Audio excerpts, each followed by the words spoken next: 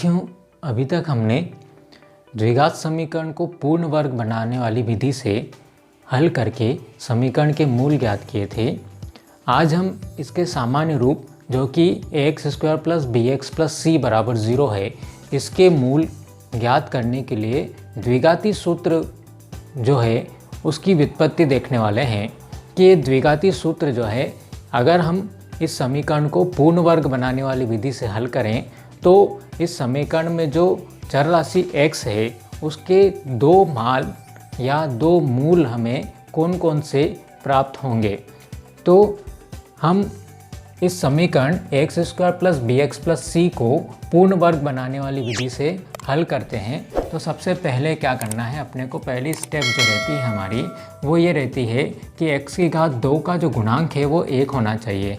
यहाँ पर चूँकि x⁻2 का जो गुणांक है वो a है, अर्थात हम इस पूरे समीकरण को a से भाग लगा देते हैं।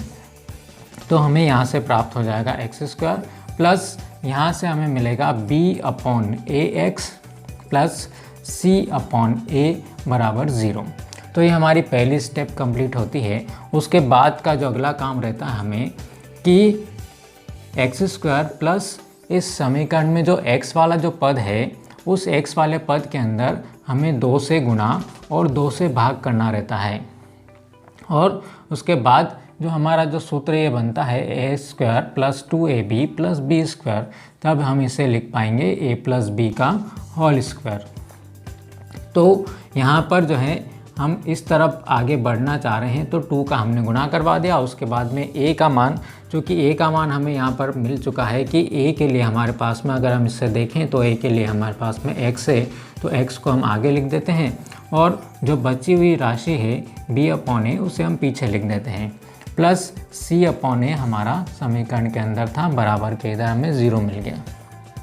एक स्टेप और हम इसकी लिख लेते हैं तो हमें प्राप्त हो जाएगा x² + 2 और a के लिए हमारे पास में कितना मान यहाँ पर नज़र आ रहा है, a का मान x है और बाकी बची जो संख्या हैं वो कौन कौन सी हमारी, यहाँ से अपने को मिल रहा है b/a और यहाँ से 2 भी हमें बच रहा है, इसलिए हम 2 को भी यहाँ पर लिख देते तो हमें प्राप्त होगा b/2a प्लस c/a बराबर हुआ किसके, 0 के। यहाँ हम देखते हैं कि हमारे पास में ये x² + 2a और b के रूप में हमें प्राप्त हो चुका है। तो हम यहाँ पर लिख देते हैं 2x × b/2a। यहाँ पर हमें b² नहीं है हमारे पास में, तो ये b² के लिए हम क्या करते हैं कि b/2a, b का मान हमें यहाँ पर क्या मिल रहा है, b/2a मिल रहा है। तो b/2a की घात 2 को समीकरण में जोड़ देते हैं और b/2a ये घात 2 को समीकरण में से हम घटा भी लेते हैं ताकि हमारा समीकरण वापस ऊपर वाला ही मिल जाए, बैलेंस हो जाएगा। प्लस c/a हमारे पास में समीकरण के साथ चल रहा है। तो यहाँ से लेकर के यहाँ तक अगर हम देखते हैं तो ये हमारा एक होल स्क्वायर का सूत्र बन चुका है। यहाँ पर अपने को जो a का मान कितना मिल रहा है, x मिल रहा है और b का मान हमें कितना प्राप्त हो रहा है, प्लस b/2a हमें प्राप्त हो रहा है। इसको साथ में लिख करके होल स्क्वायर लगा देते हैं और माइनस यहाँ से अपने को प्राप्त होगा b⁻2 और बटे में अपने को मिलेगा 2 का वर्ग 4 हो गया और a⁻2 अर्थात a² प्लस c/a बराबर हुआ किसके, 0 के। अब जो होल स्क्वायर के अलावा जो बची हुई राशियां हैं हम उनका पक्षांतरण कर देते हैं।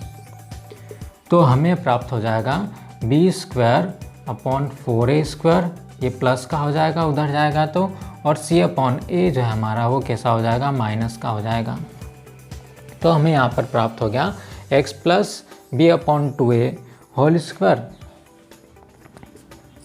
इसे हम लिख लेते हैं b/2a whole square equal to, यहाँ पर जो हमारा जो एलसीएम है वो हमें प्राप्त होगा, इसे हमें हल करना है। तो एलसीएम हमें 4a² मिल जाएगा।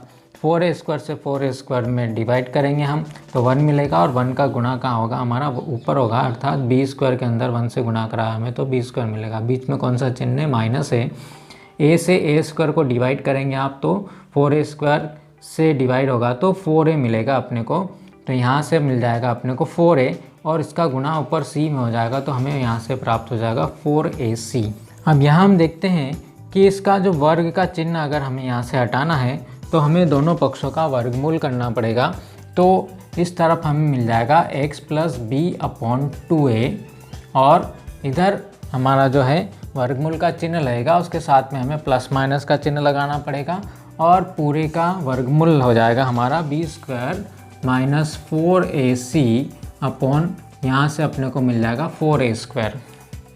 जब हम इसका वर्गमूल करेंगे तो अपने को यहाँ से प्राप्त हो जाएगा प्लस माइनस, चूँकि b² - 4ac इसका वर्गमूल नहीं निकलेगा तो b² - 4ac अंडर रूट के अंदर हमेशा लिख सकते हैं। और यहाँ पर 4 का जो वर्गमूल है वो 2 हो जाएगा और 1 की घात 2 है, जब ये वर्ग से बाहर आएगा तो हमें कितना प्राप्त हो जाएगा, a प्राप्त हो जाएगा। अब यहाँ से हम ये करें कि इस b/2a को भी उधर पक्षांतरण कर देते हैं, तो इधर जो प्लस में था उधर जा कर के ये कैसा हो जाएगा, माइनस चिन्ह इसका हो जाएगा, तो हमें प्राप्त हो जाएगा -b/2a और प्लस माइनस इधर वाली जो राशि है हमारी ऐसी रहेगी b² - 4ac/2a। यहाँ पर भी 2a है और दोनों तरफ हमारे पास में 2a मिल रहा है, तो हम क्या करें 2a का एलसीएम ले लेते हैं, दोनों का एक ही हर है इसलिए 2a लिख देते हैं। तो यहाँ से अपने को मिल जाएगा -b और यहाँ से मिलेगा अपने को प्लस माइनस √b² - 4ac। तो इस प्रकार जो हमें इस समीकरण के 2 मूल प्राप्त हुए हैं, वो पहला मूल जो हमें प्राप्त होगा वो होगा प्लस चिन्ह लेने पर x = -b + √b² - 4ac/2a और जो दूसरा मूल प्राप्त होगा वो ऋण चिन्ह लेने पर प्राप्त होगा, अर्थात -b - √b² - 4ac/2a। तो हम देखते हैं कि इस समीकरण के हमें 2 मूल प्राप्त हुए हैं और दोनों को अगर हम जोड़ कर के यहाँ से लिखते हैं तो हम इसे बोलेंगे कि हमें इस समीकरण के x के 2 मूल प्राप्त हो रहे हैं -b + -√b² - 4ac/2a। इस सूत्र को जो है हम द्विघाती समीकरण हल करने के लिए उपयोग करेंगे, इसलिए हम इस सूत्र को द्विघाती सूत्र भी बोलते हैं। और जब भी हमें कोई सवाल द्विघाती सूत्र विधि से करने के लिए दिया जाएगा तब हम उस समीकरण के लिए जो है इस सूत्र का उपयोग करेंगे और उसकी जो राशियाँ होगी a, b और c जो अचर राशियां हैं उनकी तुलना हम दिए गए द्विघात समीकरण से करेंगे। तो इस प्रकार हम देखते हैं कि जो द्विघात समीकरण हमें दी गई थी उसको हमने पूर्ण वर्ग विधि से हल किया तो हम इस सूत्र तक पहुँचे हैं, अर्थात हम सीधे सीधे यहाँ पर a, b और c के मान रख करके समीकरण के जो मूल हैं वो आसानी से प्राप्त कर सकते हैं। साथ ही ये जो द्विघाती सूत्र है इसे चूँकि श्रीधराचार्य ने दिया था इसलिए इसका एक नाम और है श्रीधराचार्य सूत्र। तो इस वीडियो में इतना ही, मिलते हम अगले वीडियो में इस द्विघाती सूत्र से, श्रीधराचार्य सूत्र से समीकरणों को हल करने वाले सवालों के साथ में। यदि आपको वीडियो पसंद आया हो तो इसे लाइक कीजिए, अपने दोस्तों में शेयर कीजिए और चैनल को सब्सक्राइब नहीं किया है तो इसे ज़रूर सब्सक्राइब कीजिए। धन्यवाद।